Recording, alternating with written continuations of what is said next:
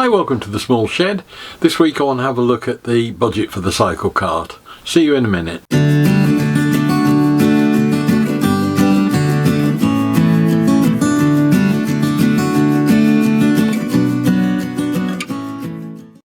Now you may think I'm cheating a bit with this one because I'm actually going through the budget and a rough idea on where we are with costs pretty much after I've bought most of the components. That's not done with any intent to fiddle anything. The figures are what they were originally when I started out with this, but without having that knowledge of where things are going to be, there's not much point in just skipping down a list saying £100 for the suspension or £100 for this. It doesn't mean a lot, but what I hope to do is go through quickly what I've done with the budget, roughly where we are now. I've got a few things still to buy, and whether or not we're going to keep within it, which I think we're probably going to be slightly over, but that's usually the way with projects anyway. So you might well ask, why bother with having a budget in the first place? Well, there are two real reasons in this case.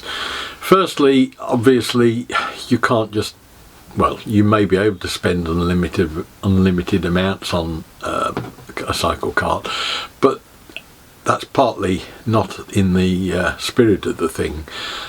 There are established ideas on what the budget should be, and that's to try and level the playing field, just to stop people going out and have everything made for them, custom built, TIG welded aluminium chassis and tuned engines and so on.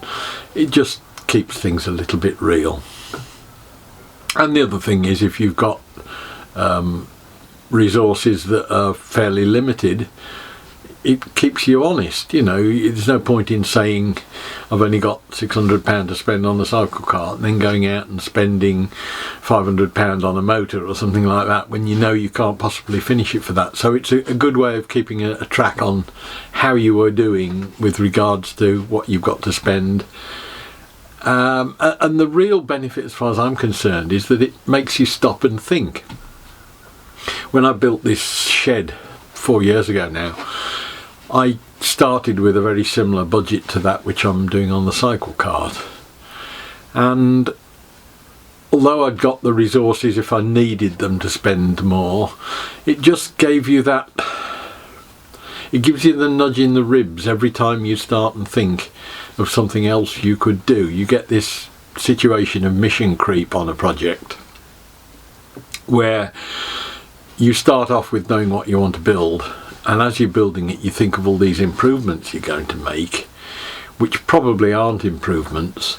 They're going to cost more money, and it's just that stopping and pausing and thinking about what the cost would be that makes you think a little bit further into, yes, it will also cost in time and other things. An example of that has been the differential on the Cyclekart.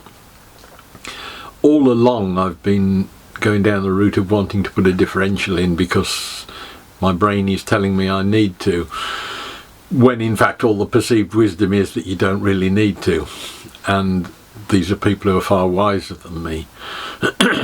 And so you think, well, it would only cost me, I don't know, £200–300. I haven't really checked lately. But if you start and think about it and you've got a budget to work to and you put that down, you think, oh yes, but then I need 2 rear disc brakes and I need 2 calipers and I'll need this, that and the other. And so you start to realise that there is more cost involved than you at first think, and more complexity than you at first think. So you don't just go out and make a mad impulse buy on something.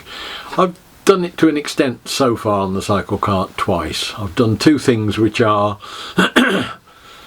conceivably a waste of time and money, and which will make the whole thing more complex. I bought a motor with a starter because I'm lazy. That again, I didn't think it through at the time, but it does mean you've got to carry a battery, you've got to put extra wiring in, it's more complex, and so on. Similarly with the reverse gearbox, that was just something I did on a whim. There are some advantages for it, but there are advantages I've found as a result of buying it rather than thinking about it beforehand. So having this budget means that every time you go to spend anything, you can at least look at what you originally thought, think about it a bit, and very often, if it is a lot of money, you think of ways around it. When I built the shed, I put a budget in for the roof of, I don't know, I can't remember now, but say for instance £200. And I decided I wanted to go for insulated aluminium clad, galvanised one side, aluminium the other, coated sheeting that you buy in panels. And when I priced it up, it was quite expensive. It was £500 or £600 or something like that.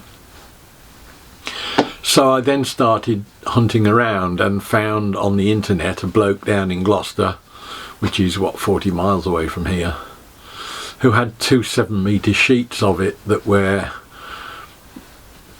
used but not damaged in any way, 7 metres long. So I drove down there, he got a disc cutter, had those 2 panels cut into lengths of 3 lengths of 1 point something metres, stacked them all on the roof of the car, which made it about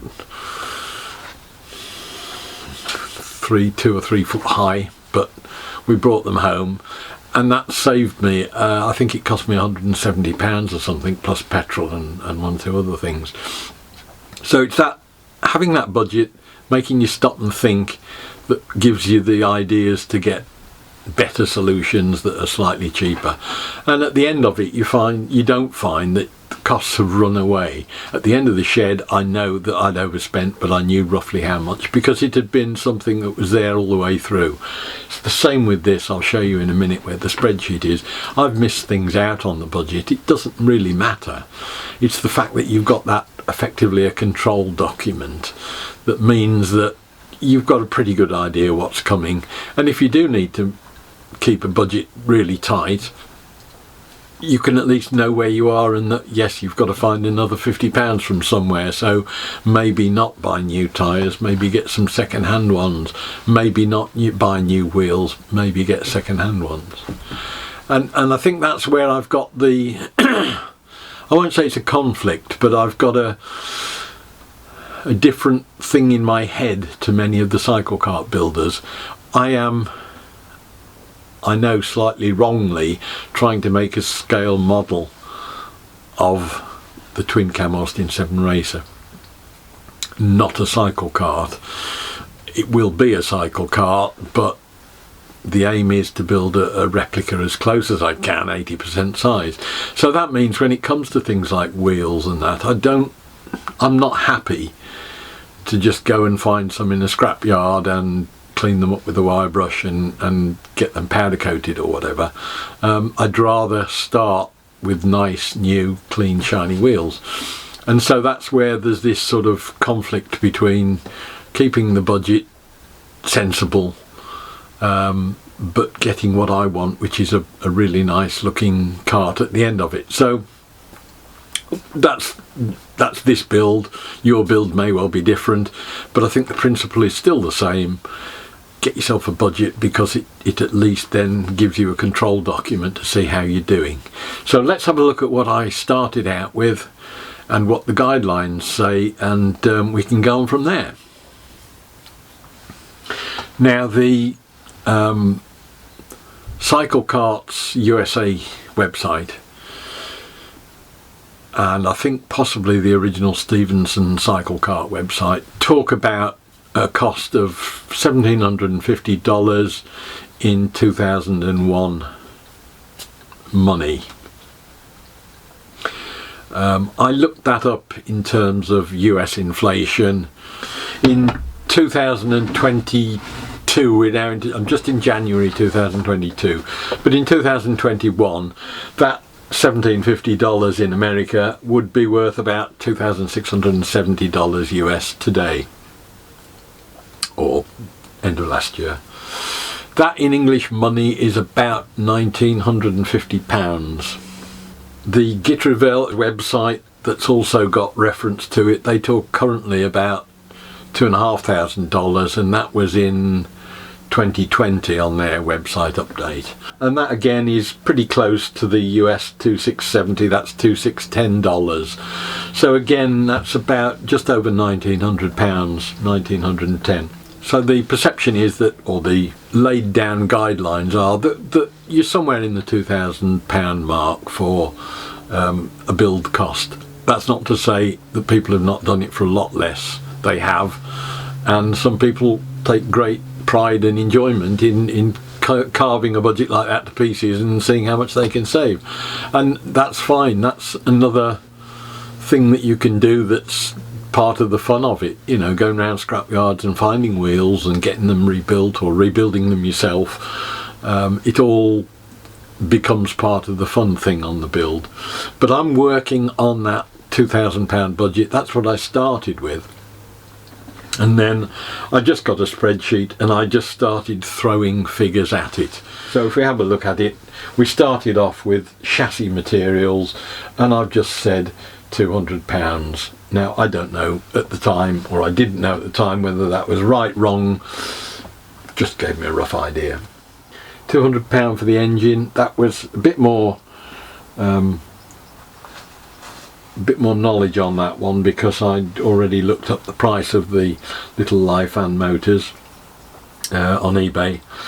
£200 for the transmission. That was to cover the TAV and chains and chain wheels and the like.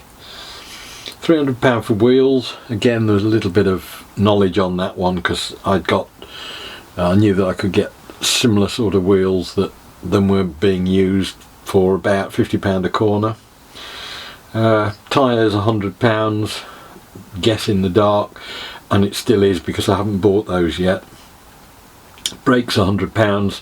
Similarly, I haven't spent that yet, although I have bought the brake disc, to be fair. That's included with the hubs.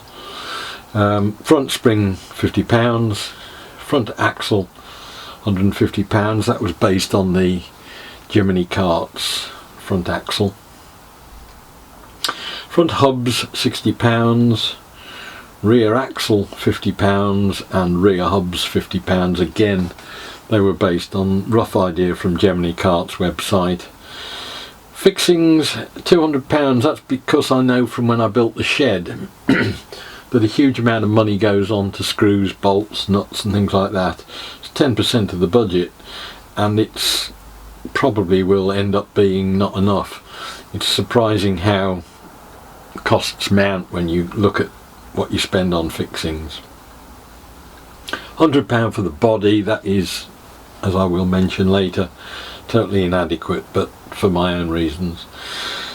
£50 for steering wheel, £90 for sundries, and I added in £100 for a contingency about 2 or 3 months into the sort of thought process for the build, which brought it to the £2,000. I think I started off at 1900 and bumped it up to 2000 just to make it a nice round number more than anything, but in the knowledge that you're always going to get a little bit of an overspend.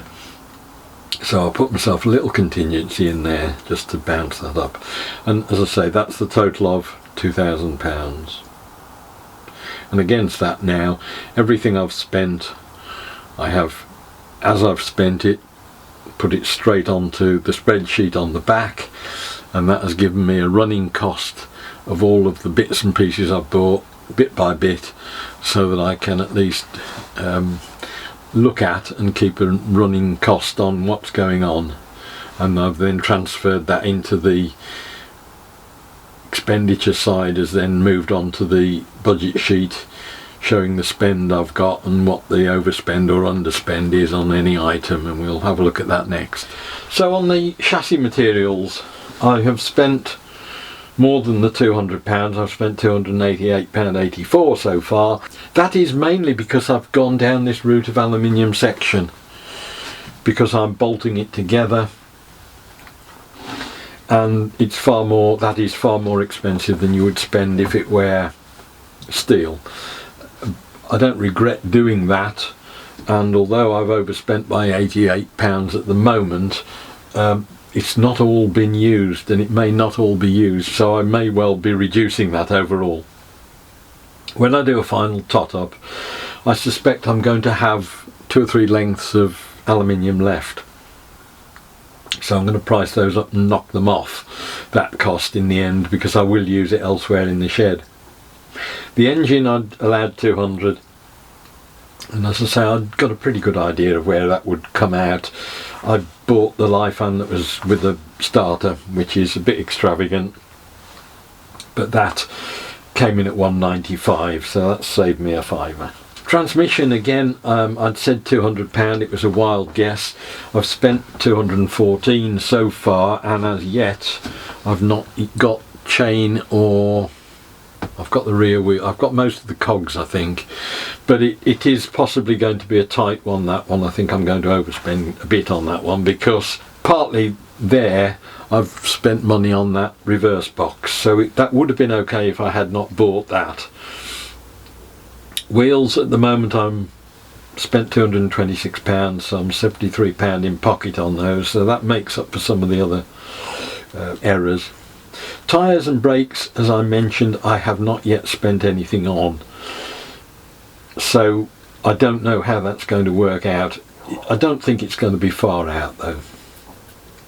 Front spring, I was very fortunate that one of the fellow Cyclekart people sold me one for £25, and there's a few bits and pieces that have also gone into that. I think that's the little grease nipples for the front spring hangers.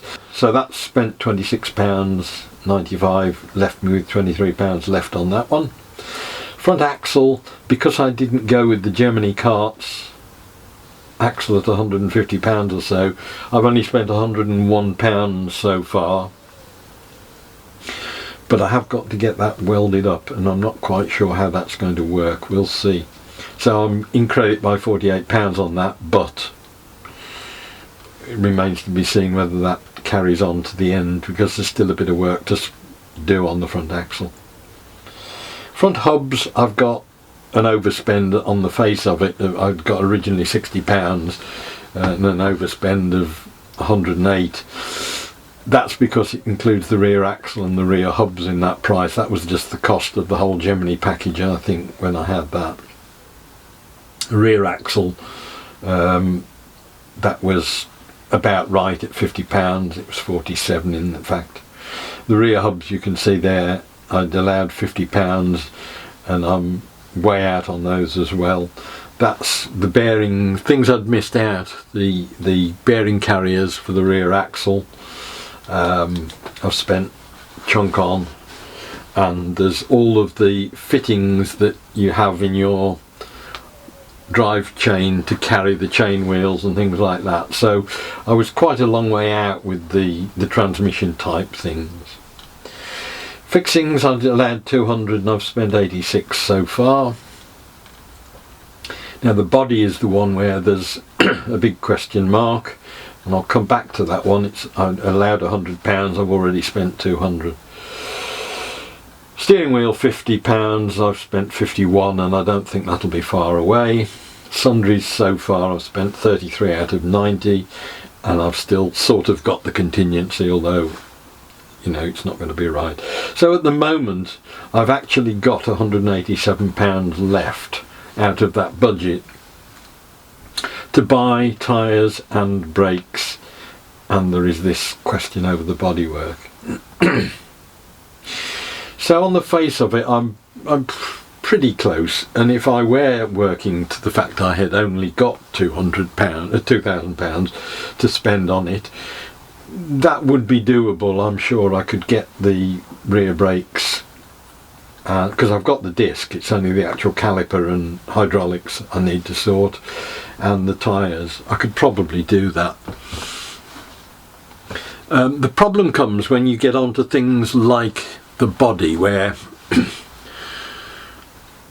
I put £100 in because I thought, well, I'll use plywood, which is what I've got, and it costs me nothing, and by and large that would have been fine. I then went down the rabbit hole with the nose cone of glass fibre, and again, if I'd just built the original buck and put a piece of glass over it and finished it, that would have been fine, but I've gone again down another rabbit hole of glass fibre making moulds, and that involved me spending £150 or so, I think, on a fiberglass kit. Now, I didn't need to do that, but this is where you've got the conflicts between budget and having fun on your Cyclekart. I wanted to learn more about glass fibre and making glass fibre moulds. I'm not yet in a position where I know whether that's successful or not, but at least I'll have had a go and hopefully learnt some new skills. And for me, that's the whole point of this. I'm a builder, a maker, rather than a Cyclekarter perhaps. I'm sure I'll get my fun out of it when it's built, if it stays together, but for me the fun is in actually making it as far as I can. So that's where you get these little conflicts within the budget, but at least I know, and have known for the last 6 months or more, pretty much everywhere, every move I've made and wherever I've gone, I know pretty much what it's doing to the overall cost of the thing. Yes, I've missed some things out. I missed out costs of carriers for chain wheels, carriers for brake discs, bearings for the rear axle, things like that. Wheel bearings I'd forgotten to put in anywhere, and they weren't very much to start with until I found the front ones were, I think they're about £8 each, and I had to buy 4 of them. So there's all sorts of things that will come at you out the blue. If you've got a fixed budget, you can at least react and alter things and do things differently. I can probably just suck it up and say, well, you know, so what if it's 2,100 or 2,200? It's not the end of the world to me. But all the way through, it's meant that I'm looking at things and thinking, should I be doing that? And whilst it may have stopped me spending money, it's also, more importantly, probably stopped me doing things that would have just made the build more complicated and taken a lot longer. So that's where we are with the budget. It needn't be for everybody to do it that way. It needn't be for everybody to have a budget of that much or that little. It depends to a large extent on the facilities you've got. Our colonial cousins with their little sheds are the size of my house, and their little workshops are the size of my garage. They have the ability to go down to Home Depot and all sorts of other big box stores that they have and pick up a motor off the shelf, pick up brackets, pick up bolts, without the sort of problems that we get in the UK of having to research this stuff on the internet and buy it, because you can't just get these things quite as easily locally. And even more importantly, what they have in America, they appear to have anyway, from what I can see from many of the videos that I watch on all sorts of things, they usually have engineering shops in the town where they are, that they'll whip down and get a head skimmed and new valve seats put in, and it'll be back 2 days later. That doesn't tend to happen with us anymore. We haven't got that much in the way of facilities. So sometimes you actually have to pay quite a lot of money. If I want to get some stuff water jet cut or laser cut or welded up, it's probably going to cost me a lot more, because it's a bit more specialist and you're going quite a long way to find somebody who is not really interested in a little job like that anyway. So all of these things come into play. I think at the end of the day, the message is, have a budget. It controls what you do.